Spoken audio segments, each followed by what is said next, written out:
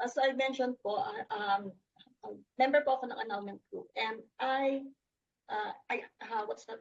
I witness po talaga. Marami pong mga members na nagre-reach out sa akin, nanghihingi ng tips about annulment and so forth, proceedings and everything about annulment. Ang dami ko rin pong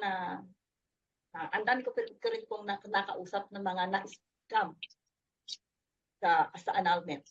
So ang dami rin po doon sa group na yon na nagpapasyaraya divorce. So sa akin po, bakit ako nag-join sa divorce group, sa Divorce Pilipinas? Kasi naniniwala ako, kung hindi ko man to kailangan nito ng anak ko, kailangan to ng mga kapu-apuhan ko. Magpapakinabangan to ng mga susunod na henerasyon. Bilang Pilipino po, hindi tayo pwede magsalita na wala tayong pakialam. Annulled na ako, wala na akong pakialam. Bahala na kayo dyan. Pumasa o hindi, wala nang epekto yan sa akin. Pero kailangan natin tumayo dun sa paniniwala natin na kailangan na ng Pilipinas ng diborsyo.